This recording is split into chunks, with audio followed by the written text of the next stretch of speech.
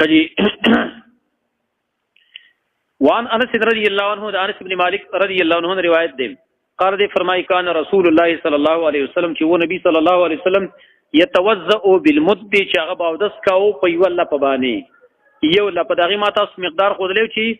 740 ملي لیټر جوړي 740 ملي لیټر یو الله په یو الله ځکه چې د یو سا چې کوم دی هغه سوري سلور موده دی کنه یو سا سره سلور موده او د یو سا مقدار 3 لیټر دی 3 لیټر شون یو مد تقریبا 750 ملي لیټر جوړي ويغتسل بالصاع غسل بكول په یو سا باندې یو سا سلور لپاره دی هغه 3 لیټر جوړي کې خد 3 لیټر وبو باندې نبی صلی الله علیه وسلم لمبل دا جوړي کې عام تقریبا پاوبانه 2 کیلو وبو پاوبانه 2 کیلو وبو نبی صلی الله علیه وسلم غسل کړی ها او ما تاسو ویلي ګورم دا کس دا غسل کولای شي چې چا وسوسه نه هر چی وسوسه کسته کنه دا په ډرمانو باندې مشرم بلې او چې کوم وسوسه نه نو هغه په لمبلې شي ورې ها یو لوټه دلو غټه لوټه وګوري په دې باندې خپه اسانه باندې غسل کېدلی شي ورې ها چې خپه سنت طریقه باندې سره غسل کېدا قرانګي او د سم دي الی 5 امداد تر د 15 مود پورې یعنی کله په یو صحابانی غسل کړي یو ساسو تلور مود دي کنه تلور لپی او کله کله په یو ځای کله 15 مود تم رسیدلې دا دلیل چې په دې باندې چې نبی صلی الله علیه وسلم دې پر خاص مقدار نه مقرر کړي ور کله په تلور مود باندې یعنی یو صحابانی او غسل کړي کله په 15 لپو باندې کړي نو دا رنګ دي ثوړي بدن غټ یا سپور د نشي نورم زیاتی کولای شي خو مقصود پر ټولو احادیث کې هغه داده چې ځان د اسراف نو ساتي په استعمال لوګو کې دي د نظام ساتل پکار دي متفقون علی دا حدیث بخاری او مسلم نقل کړی حدیث ته فائدہ څه معلومیږي چې په ټول امور کې حتی چې دین امور دي کړه پای کوم د اسراف نظام هغه ساتي خجی وان عمر رضی الله عنه عمر بن الخطاب رضی الله عنه روایت ته قال دے فرمائی قال رسول الله صلی الله علیه وسلم چې نبی صلی الله علیه وسلم فرمایلی ما منکم من احد نشت پتا سکی یوتن یتوضأ چودس کی فیسبغ الوضوء او پورا ودس کی پورا ودس دار چې هر اندام دا مکمل وینځي یو د اسباغ الوضوء دا معنا ده چې هر اندام پورا وینځي څه دې پکې وښ پرې دي دیم د اسباغ الوضوء دا معنا ده چې هر اندام درې درې کرت وینځي ثم يقول بيوي باخرك اشهد ان لا اله الا الله وحده لا شريك له واشهد ان محمدا عبده ورسوله دا کلمه وي معنی دا اشهد زغويكم الله اله چې نشته بل معبود الا الله مگر الله دې وحده یوازي لا شريك له ناغه پر شریک نشته واشهد زغويكم ان محمدا شيقنا محمد صلى الله عليه وسلم عبده بنده دغه ورسوله رسول الله دا کلمه چې وي الا فتحت له ابواب الجنه الثمانيه مگر کولاو بکلی شیغتا دروازې د جنت چې اته دروازې دي يدخل من ايها شاء داخلي کی باشه د کمی نه یغاړي هر یو نه چوغاړي اخرجه مسلم د حدیث امام مسلم نقل کړي او ترمذی امام ترمذی وزاد امام ترمذی په کدال پازې دکړي چې اللهم اجعلني من التوابین یا الله ما وګرځ ور توبه استن کنا وجعلني من المتطهرین ما وګرځ ور ځان پاکون کنا دا یو حدیث خدا اول جمله خو بالکل صحیح مسلم نقل کړي پای کې څه کلام نشته لیکن داروسه جمله چې اللهم اجعلني من التوابین وجعلني من المتطهرین په دې کې په صحت کې لکه علماء کلام کړي نو امام ترمذی په خپل باندې ویلي چې په سند کې استراب دی او بل کې شی ثابت نه دی او دارنګي امام شیخ احمد شاکر هغه دې تضعیف لري لیکن دې لپاره شواهد شته امام بزار امام طبرانی الاوسط کې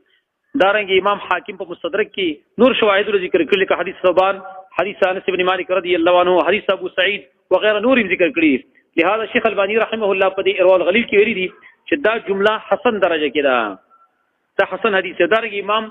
مبارک پوری سے پر تحفۃ الحوزی کې ویلي دي چې دا جمله حسن درجه ته رسي چې شعیب الارنوط نے تحقیق کړی دی پر ابو داود باندې نو پای کې هغه جمله ضعیف کړی ده ان شاء الله تعالی چې څوک به عملو کینو جائز به نه بنئ نو دا کلمه ویل دا پکار دی فائدہ هغه په حدیث په خپل ذکر شو یو مسله خو پکې داش بل مسله هغه ته وکیزه کوي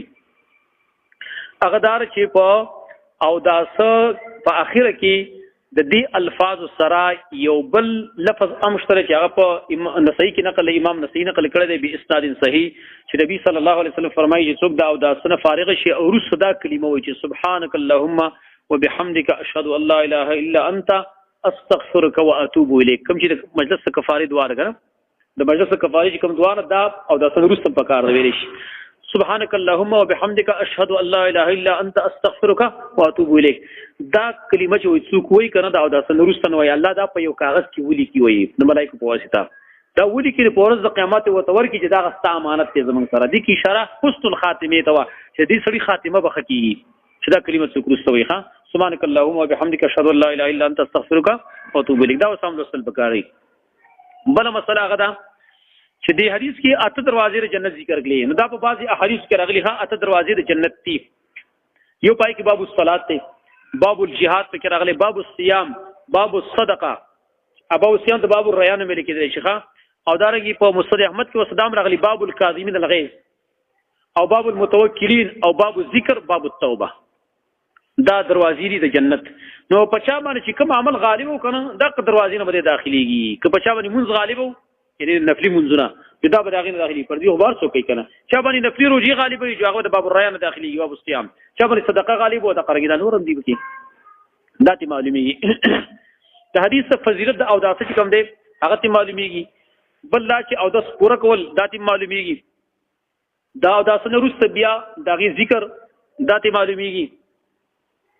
او بل لا چې په دې ذکر په دې اخر کې اللهم اجعلني من التوابین واجعلني من المتطهرین د دې الفاظ او د او د سره مناسبت مشترک هغه داتي چې په دې او د باندې ظاهري پاکوالی هم راځي کنه او دارنګ په دې او د باندې باطینی پاکوالی هم راځي ځکه چې په حدیث کې راځي چې هر ساس کې د وګوچ کیږي کنه د اندام نه د دې سره ګناونه راځي د سر ګنا د غوګونو نه د پوز نه د خلینو نه د لاسونو نه د خپل ټوله ګناونه راځي کنه د حدیث کې راغلي ځکه چې اللهم اجعلني من التوابین واجعلني من المتطهرين دا الفاظ سره مشتري. خجی دلته بل مسله یاد لري. اوله مسله دا ده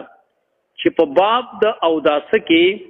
اسکار چې کوم ثابت دي هغه دي. یو په ابتدا کې صرف بسم الله ثابت ده لکه مخکې تیر بسم الله بس پوره بسم الله نه صرف بسم الله. یو چې کله د اوداس نه فارغ شي